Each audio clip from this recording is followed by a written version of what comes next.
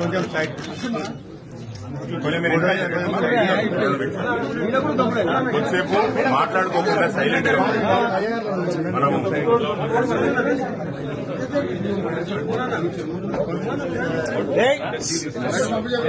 గురువే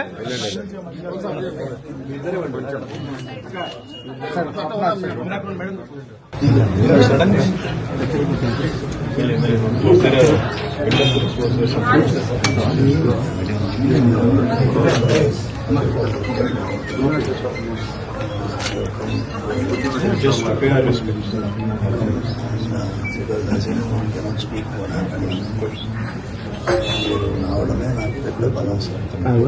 అధ్వానంగా మారిన శాంతి భద్రతలకు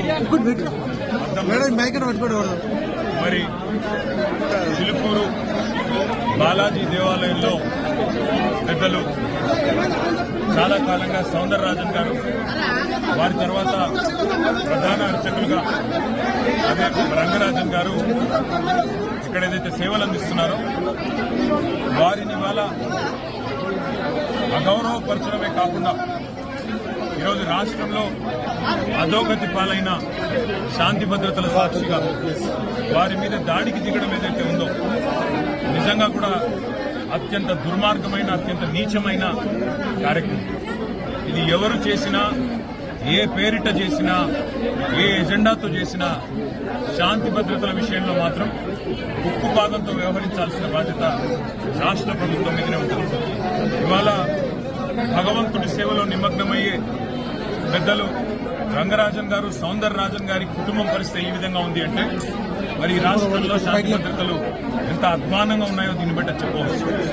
ఖచ్చితంగా ఈ దాడికి పాల్పడ్డ వాళ్ళు ఏ ముసుగులో ఉన్నా, ఏ జెండా పట్టుకున్నా వారిని కఠినాతి కఠినంగా చట్టపరంగా శిక్షించాలని చెప్పి రాష్ట్ర ప్రభుత్వాన్ని డిమాండ్ చేస్తూ భవిష్యత్తులో కూడా ఇలాంటి సంఘటనలు పునరావృతం కాకుండా కఠినంగా చర్యలు తీసుకోవాలి, కఠినంగా సమీక్షించి పూర్తి స్థాయి భద్రత కూడా అవసరమైతే వారికి ఏర్పాటు చేయాలి. ఎందుకంటే చిలుకూరు బాలాజీ ఆలయం ఇవాళ లక్షలాది మంది అభిమానులు వారికి ప్రపంచవ్యాప్తంగా ఉన్నారు.